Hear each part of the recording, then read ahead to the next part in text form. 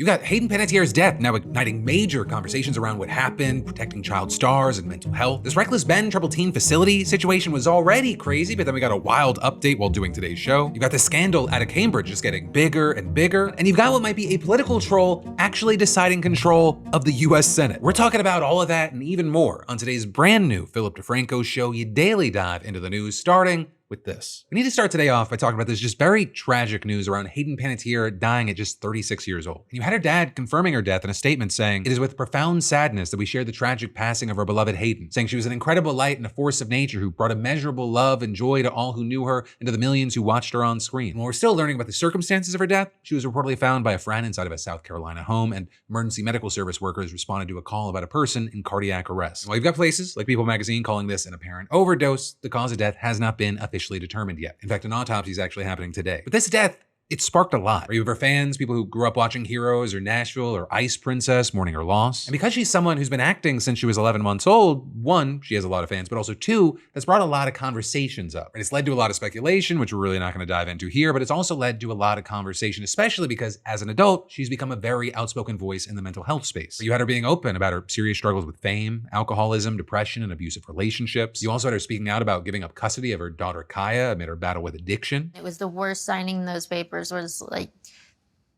the most heartbreaking thing I've ever had to do in my life. We even had her talking in detail about those topics in her memoir, This Is Me, A Reckoning, which came out last May. And actually, that same month, she went on Jay Shetty's podcast On Purpose to promote it in a bittersweet interview where she bared her soul about those hardships, but also she expressed optimism about her future. I have shaken off all of this darkness and this negativity, and that means that I've closed one door and another door is open. I can feel all the possibility, all the possibilities, all the exciting possibilities. I feel like I have a lot more life to live. Right, in Hayden's memoir, she wrote about several traumatic incidents that happened specifically because she was a young woman in this industry, claiming that when she was 18, she was taken onto a yacht by someone that she trusted, escorted to a small room, and placed next to an undressed, quote, very famous man. And you had her saying that she quickly realized she was in danger and she fled the room to go hide. That lion in me, that fire in me, my hair stood on end, and I became ferocious. I was like, this is not happening. But I had nowhere to hide. And I bolted and I hid wherever I could think of to hide on a boat.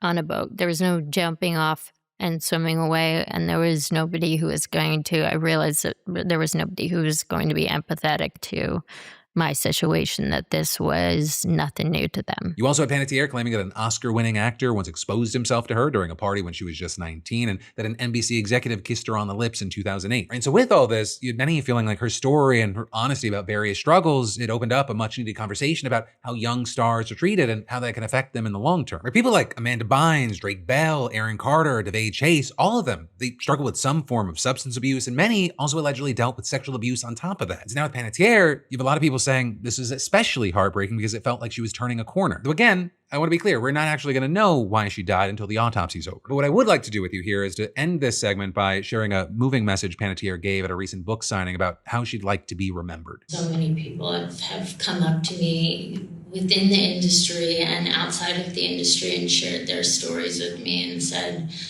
because you've talked about your mental health, it gave me the courage to be honest about mine and get myself help, and you saved my life.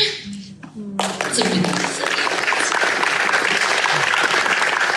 And I was like, this is worth it. I can hopefully leave the world a better place than I found it. You know, with all this, I am wondering, what will you remember most about her? Which of her projects or interviews really stuck with you? And then also, what does it say about, or, how can we keep working to make the entertainment industry safer for young stars and women? But then from that, let's try and switch gears to another piece of news that's out there, because you have Reckless Ben actually back in the news. But it's actually for a completely different reason than you're probably expecting. Right? Because while you have him saying that there is going to be a part 4 of the Bricks and Minifig saga that's coming soon, he just dropped this new investigation in a new series with the target being Provo Canyon. Right? It's a so-called residential treatment facility in Utah. Basically, it's a place where troubled teens go to get straightened up until they turn 18. And actually, if this sounds familiar, it might be because this is where Paris Hilton was sent by her parents when she was 16. And so actually, for years now, she's been trying to get it shut down, releasing a documentary, organizing rallies, and even testifying before Congress about her time there. I was force-fed medications and sexually abused by the staff. I was violently restrained and dragged down hallways, stripped naked, and thrown into solitary confinement. I didn't breathe fresh air or see the sunlight for 11 months. Now, Provo Canyon's defense to everything she just described is that it all happened under different ownership, if it did even happen at all. Right? And they claim that everything's on the up and up, but many former residents, they beg to differ. And so Ben made it his mission to get inside of the facility using his signature methods: lies, deception, and spy cameras. Which ends up actually being kind of funny because when he got in there, one of the first things they told him was that they recently caught a private investigator with a spy cam whom they suspect was hired by Paris Hilton. It's corporate's hunch that he was hired by Paris Hilton. But for his undercover op, Ben picked someone much less professional, his friend Sheldon. But he's a guy who never graduated high school, he once stole a car, and he was actually arrested by Utah police during the Lego saga. All of which should disqualify someone from working with children at a place like Provo Canyon, but that is also exactly the point. Ben wanted to see if he would get hired anyway. And according to Ben, the job interview consisted of one question: what would you do if you saw two kids fighting? And so Sheldon was like, I guess I'd try to break them up. With the interviewer going, yep, pretty much. You'll have to get your hands a little bit dirty. And just like that, he got the job. And so then the next step was training. And from what he recorded on his spy camera, the staff appears to have said some wild shit. One person said almost all the kids have made real and serious attempts to end their lives. Another person said they restrain kids extremely frequently, including physical restraints like ties, as well as chemical restraints like a tranquilizer injection. Guess how many restraints we averaged in a month? 50? More. 100? More. 300? There you go. Really? Mm-hmm. 250 to 300 restraints was the average a month. After how many kids? 140. Then next, you have Ben saying Sheldon had to take a state medical exam to work as a mental health professional. But also in the video, the test proctor at Provo Canyon not so subtly gave them all the answers by coding the multiple choice ABCD as apple, banana, cantaloupe, dogs. 67-year-old man is found unresponsive, not breathing, and without a pulse. Did somebody like cantaloupes in this stuff? I kind of like cantaloupes myself. I'm just saying, you don't have to listen to that. It's up to you. First, the person giving chest compressions is not allowing for complete chest recoil. You kind of like dogs? I love dogs. Then Sheldon started working, and he said that the high ropes course and swimming pool and the ads, they weren't real, the food was terrible, and the classes consisted of brain rot TikToks. Also, the solitary confinement described by Hilton appeared to still be a thing, with him saying one kid tried to escape and he got put there for 2 months. Another stole a bag of chips and got 2 weeks. Right, and then it was actually only at this point that Sheldon says that he was notified about his background check coming back, and of course he failed, but he said that they just let him keep working there anyway. Oh my God. The HR manager said it was a rough situation and no one has talked about dismissing you. Dang. Meanwhile, you had Ben wanting to see things from the kid's perspective, so he decides to admit himself to Provo Canyon. Now, obviously, he is not a teen boy, he's a 30-year-old man, but he figured they might not look that hard. And so he got someone from Craigslist to pose as his dad and then found a conversion therapist who was willing to sign a note recommending treatment for sexual identity confusion. And then, just for good measure, he dyed his hair red to look rebellious, and apparently that's all the facility needed. Or well, they also then wanted a $50,000 deposit. But Ben, he just gives them a credit card that declined, pretended to call his bank, and promised that the money would go through in a couple of days. And so for the time being, he was in, and he said he spent 30 days in solitary confinement and then got put into a classroom where a teacher told him, school over here is going to be kind of, it's going to be kind of demeaning and embarrassing, so. Really? Yeah. Now eventually he did get a break outside and was apparently told this. All right, so here's the deal. I want everyone to do some sort of, physical activity. Don't sit in there and just look at the sun or let the sun look at you. I'm not fucking around. Just pace, Ben. Just pace around. Go pick up a basketball, dribble it around, not because I think you're overweight, because I want you to waste your energy so I don't have to deal with your goddamn hyperactivity. You understand that? So knowing that he'd get kicked out anyway for not paying, he decided to jump the fence and escape. I'm getting the ball. I'm getting the ball. Oh, sorry. With him appearing to run all the way to the city, hide in a restaurant bathroom, and rendezvous with Sheldon. Or with Ben then flying back to California, and 2 days later, he says that he got a call from Provo Canyon, which thought it was calling his dad. And while you might assume that they were calling to tell him that his son escaped or something like that, no. It turned out that his credit card was declined again, and they wanted the money now. So we need to get something worked out today, as I told you before. Do you want to call your bank and have them see what the issue is, but it is declining. And according to Ben, they waited until a few hours later to call him again and say, oh, by the way, your son is missing. With Ben then saying 2 months later, he called them back and was like, hey, any updates on my missing kid? But apparently they had other priorities. Hello, I'm just calling to see if you guys were able to find my son. Okay, and we're calling on a balance on the account? Well, I'm calling because I like I guess you guys lost my son, and I was just wondering if he ever returned. So yeah, there's just a balance on the account. Did you want to take care of that today? And that was pretty much it, right? The video ends kind of abruptly. Ben teases part 2's coming soon, but then here's the thing. According to news reports, Provo Canyon has already been shut down, with the state revoking its licenses for both campuses, ordering them to close their doors by August 6th and 16th. Though to be clear, it does not appear, I will say, we do not know right now that what Ben did appears to have anything to do with this specifically. Where the state seems to have been provoked into doing something by the Disability Law Center, which reported violence, self-harm, inadequate medical care, and chronic staffing shortages at the facility. But for his part, Ben's skeptical that Provo Canyon's actually gone for good. The only bad news is when I first called Jordan, the fan who told me about this idea, this is what he said to me. What these places do is that they'll have some sort of controversy happen. They will shut down the program, and then they will open up under a new rebranded program. They avoid any sort of accountability by just rebranding and just acting like they did nothing wrong in the first place. It's really crazy. But regardless, you saw this news being a relief for Hilton and also everyone else who was allegedly victimized. Do you feel vindicated? Do you feel heard by this decision? I definitely feel heard, and so do all the survivors. To hear this news is incredibly healing. But, and I have to be a wet blanket here, this is also importantly only one facility out of many that have been accused of abuse and neglect. And that's actually why when Paris Hilton led a rally against Provo Canyon several years ago, she was joined by people who suffered similar experiences across the country. I was taken to Lucedale, Mississippi to a place called Bethel Boys Academy. I was sent to a wilderness program in southern Idaho. I went to Island View Residential Treatment Center. It's in Syracuse, Utah, not too far from here. I have problems being touched. They actually shaved my head because my hair wasn't to their code. Staff on student group cuddling. This $23 billion a year industry sees this population as dollar signs and operates without meaningful oversight. But then, jumping from that, we've got to talk about this crazy news coming out of Cambridge. But first, one, I want to see your beautiful faces in person. Actually, starting this weekend, August 21st and 22nd, I'll be seeing y'all live in Seattle and Portland. And then next weekend, on August 28th and 29th, I'll be seeing y'all in Boston and Philadelphia. And then after that, I got 8 more dates, 8 more cities, and wherever you are, you gotta get your tickets right now at crashingoutdoor.com. And while Seattle's sold out, you got a chance everywhere else. It's gonna be me, it's gonna be Alex Perlman, we're gonna be crashing out with you. It's honestly a lot more fun than a PDS, but still very newsy. And honestly, I think all of us, and I'm also speaking about myself here, we kind of need this. Without doing in-person shit, everything feels extra depressing and like more fractured and disconnected from everyone. And so again, I'd love to steal you away from your screens for 2 hours. Get your tickets right now at crashingoutdoor.com. And then also 2, we'll get right back into it after this quick break. True story. A few years ago, I needed to book an appointment and I just kept putting it off because I knew it was coming. Finding a doctor, making the call, waiting on hold, playing phone tag, and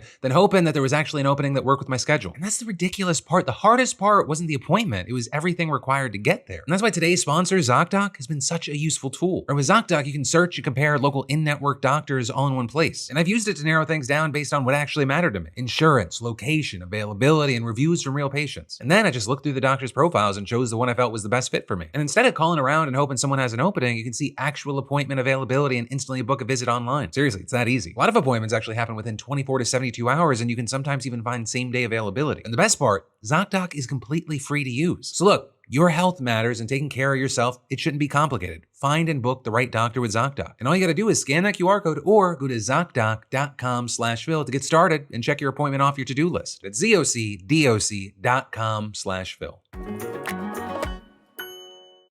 And then diving right back into the news, we've got to talk about plagiarism, fake qualifications, and a fabricated backstory, because those are just a few of the allegations that led to a Cambridge professor's resignation, and then days later, he turned up dead. Right, so I'm talking to you about Jason Arday. And if you're not familiar, he was hired as the youngest Black professor in Cambridge history back in 2023 when he was just 37 years old. His field was the sociology of education, and his background is pretty incredible. He was a child of immigrants from Ghana, diagnosed with autism as a kid, nonverbal until he was 11, and illiterate until 18. He faced several medical conditions throughout his life, including epilepsy, testicular cancer, and a brain tumor. He's raised millions for charity, and he's said to have been an insane athlete, even at one point running 600 miles in 6 days. And that's on top of being what many considered a once-in-a-generation academic, with his research being some of the best in the world, according to the head of the Faculty of Education at Cambridge. But now you're seeing a whole flood of people saying that's all bullshit. Because, well, Jason, he'd been battling plagiarism allegations for years. In recent weeks, it blew up into a total media shitstorm about him, his background, and his life's work. And it appears to have started with Nathan Kaufness, a former Cambridge researcher who published what what appeared to be significant evidence that Jason plagiarized significant chunks of his PhD dissertation from 2015, right, with him showing several passages that were, quote, identical or near identical to an earlier paper written by another researcher, which then sparked the British media asking more and more questions, casting doubt on pretty much all of Jason's life and supposed achievements. Right, in addition to the academia stuff, people asking, did he actually run 600 miles in 6 days or raise any amount of money for charity? And then you've got former classmates saying that his claim of being nonverbal until 11 just isn't true, saying that he was cracking jokes and doing accents as a kid on the way to church. And again, that's separate from the speculation about his research and career, which also led to Cambridge opening an investigation into how Jason was appointed, despite initially coming to his defense. Right, because what you saw is that when the questions of plagiarism on his dissertation first surfaced, Cambridge stood by the review done by the school that gave Jason his PhD. But then you had them changing their stance, quote,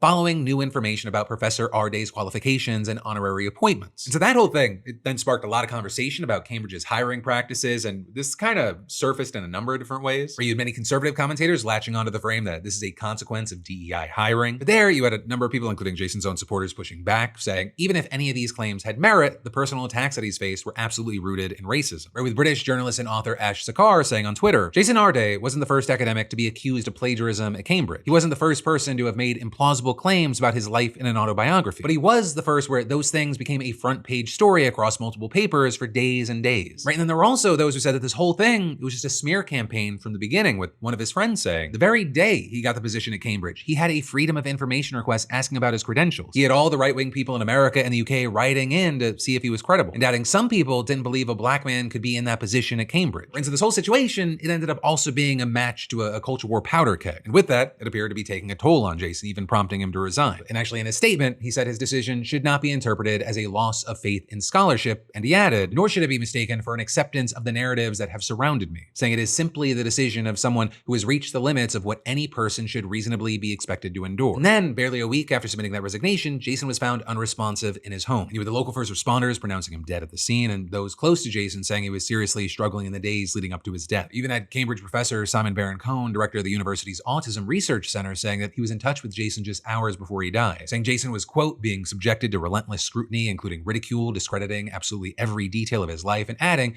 he wasn't coping with the loss of his career, the loss of his reputation, and he felt he couldn't go on. Which you also had echoed by Jason's family in their statement, saying Jason was subjected to a campaign of sustained abuse for more than 3 years since he accepted the role of professor at Cambridge University by those who would leave no stone unturned in their quest to undermine him. The campaign of misinformation was too much for Jason, who was a gentleman and who always wanted to see the best in everyone. Well, as of now, we don't know the specifics about how Jason died. What we do know is that the police have said that it does not look suspicious. But as his death is making headlines, we're then also seeing this conversation about his life reaching even further. Or with some saying that this should prompt a complete overhaul of Cambridge's hiring practices. And that as others said that Jason was pushed out, that Cambridge clearly isn't welcoming to people with different backgrounds. And so for now, we're gonna have to wait to see what comes or doesn't come from Cambridge's investigation. But also, I'll say it's unlikely that we're gonna see talk about this guy going away anytime soon because his memoir also just got released. But then bouncing from that, I wanna talk about this different controversy that's happening back here in the States. We'll call it Dan Sullivan Gate. Right? And this feels like just something out of Veep or Parks and Rec, because you have this bizarro battle playing out between two men by the name of Dan Sullivan who could literally help determine control of the US Senate. And that's because as Alaska voters head to the polls tomorrow to cast their primary ballots, all eyes are on the race for the seat currently held by incumbent Republican Senator Dan S. Sullivan. And this race is an incredibly important one because Democrats view it as one of their best chances to flip a Senate seat. Right? Because while Republicans currently hold both of Alaska's Senate seats, the state has a very unique political makeup. Around 2/3 of registered voters are actually independents. And then as far as the rest, Republicans make up about 23%, and then fewer than 12% are Democrats. And actually back in 2022, the state elected Democrat Mary Peltola to serve as its sole Congress member in the House. And while she got voted out in favor of a Republican 2 years later, now you've got Peltola running to oust Senator Sullivan. And at least the polls, they have them neck and neck right now. Now, for some very key important context here, Alaska has an open primary system where all the candidates appear on the same ballot, regardless of party affiliation, with the top 4 advancing to a general election where voters then use a ranked choice system. But this race has also been complicated by the fact that another Dan Sullivan has entered the chat, where just a few days before the filing deadline, a former United States Forest Service employee and teacher by the name of Dan J. Sullivan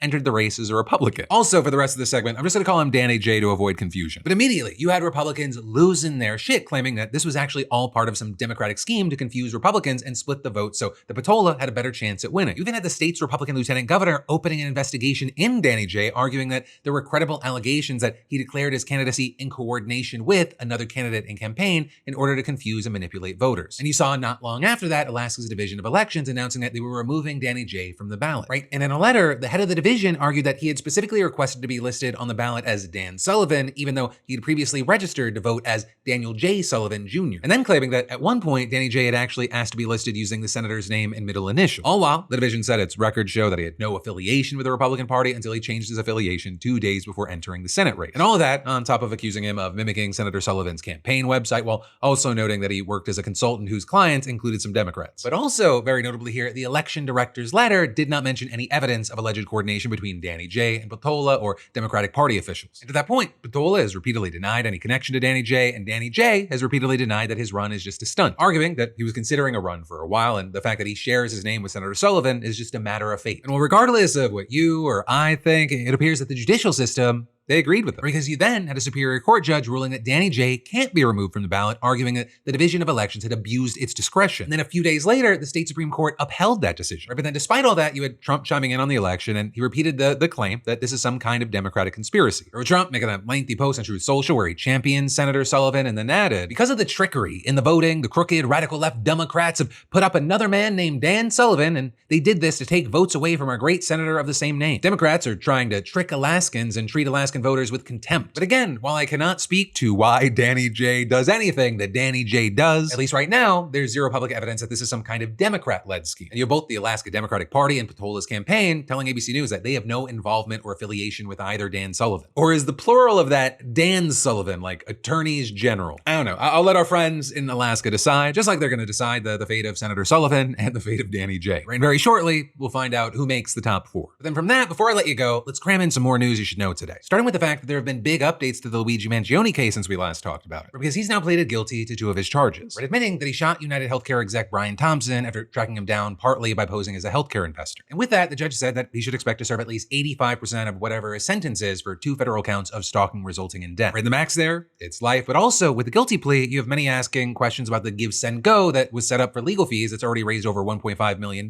And people have always been skeptical about the support he's gotten, from the legal support to the Mangionistas to all the prison letters. But apparently, after he admitted to the crime, a lot of those critics expected the give, send, go to be taken down. But the thing is, he still has a murder charge to face in New York State court next month. And so the committee that set up the donation fund said last week's hearing was the end of one chapter in Luigi's trials, but the saga is far from over. And a give, send, go spokesperson confirmed that it'll stay up because of those unresolved legal matters, and specifying that for them, it's just about giving people access to lawful fundraising, not taking a position on the case. And adding that hosting a fundraiser has never been an endorsement of a person, their actions, or their public statements. So now what you're seeing are the donations only growing along with the supporters. And so it's going to be very interesting to see how things go as he gets ready for the murder trial. And that's actually if the murder trial even happens. Or because you have his legal team also trying to get that thrown out, calling double jeopardy, saying, quote, the federal stalking and the state murder were all part of the same criminal act. You've got Manhattan's district attorney's office saying they're prepared to fight that. So for now, this is to be continued. And then you got the news connected to how a few weeks ago, the president called communism the single greatest threat in American history, worse than Pearl Harbor, worse than 9/11. And then this weekend, he sided with a communist dictator over one of America's closest allies. Trump ordered the Pentagon to substantially cut the big annual military drills that the US runs with South Korea. And he did it hours before they were set to kick off. And you have Trump trying to explain it away, saying it costs too much, saying that they send a hostile signal to North Korea, and Seoul,